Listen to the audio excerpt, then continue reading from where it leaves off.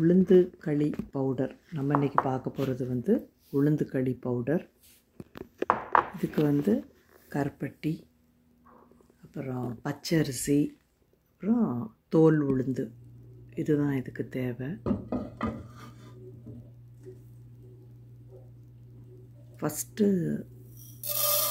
இந்த தோல் உளுந்தை மட்டும் நல்லா வறுத்துக்கோங்க. நல்லா வறுத்ததுக்கப்புறம் இந்த பச்சரிசியோடு மிக்ஸ் பண்ணி மிஷினில் போயிட்டு ஃபைன் பவுடராக அரைச்சி கொண்டு வந்துடுங்க.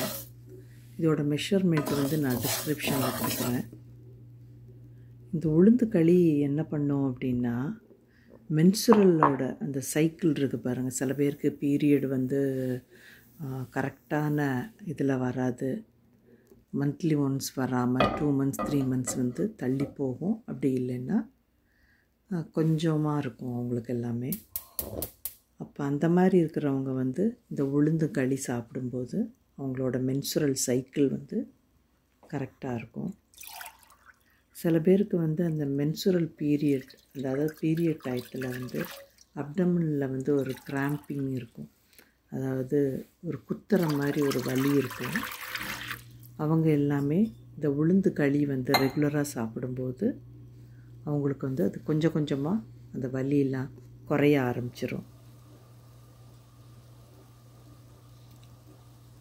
இது செய்கிறது வந்து ரொம்ப ஈஸி தான். இது நான் வந்து தண்ணி கொதிக்க வச்சுருக்கேன். அதில் கருப்பட்டி நல்லா பொடிச்சு அதில் போட்டுருங்க. போட்டுட்டு அது கொதித்ததுக்கப்புறம் அதில் கீழே கல் மண் இதெல்லாம் இருக்கும், அதெல்லாம் நல்லா ஃபில்ட்ரு பண்ணிடுங்க. ஃபில்ட்ரு பண்ணிவிட்டு திருப்பி அந்த தண்ணியை கொதிக்க வைக்கும்போதே நான் நல்லெண்ணெய் எப்போவுமே ஊற்றிடுவேன்.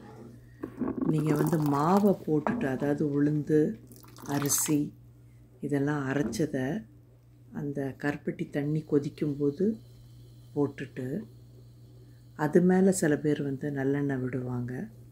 அந்த மாதிரி விடாமல் நீங்கள் தண்ணி கொதிக்கும்போதே அந்த நல்லெண்ணெய் ஊற்றிட்டிங்கன்னா உங்களுக்கு வந்து அந்த உளுந்தங்களி வந்து ரொம்ப நல்லா வரும்.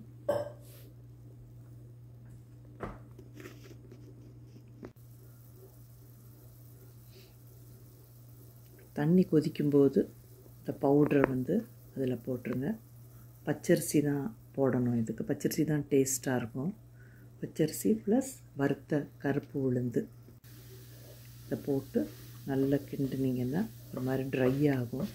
ரொம்ப ட்ரையாக இருக்கிற பட்சத்தில் நம்ம என்ன பண்ணிக்கலாம், ஒரு 100 ml வாட்டர் போட்டு அது நல்ல ஒரு பசையான ஃபார்முக்கு வந்துடும். அப்புறம் நம்ம உருண்டையாக போட்டு பிடிச்சிக்கலாம். இது ஹார்மோன்ஸை வந்து நல்லா பேலன்ஸ் பண்ணி கொடுக்கும் இந்த உளுந்தங்களி. அப்புறம் வந்து லேடிஸோட ரீப்ரொடக்டிவ் ஆர்கன்ஸை நல்லா ஸ்ட்ரென்தன் பண்ணி கொடுக்கும்.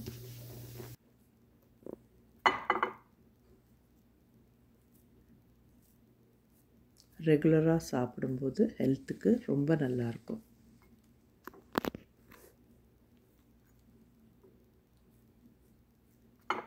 இதனோட அளவு வந்து நான் டிஸ்கிரிப்ஷனில் கொடுக்குறேன். நீங்கள் அதை பார்த்து அதை ரெகுலராக செய்யுங்க.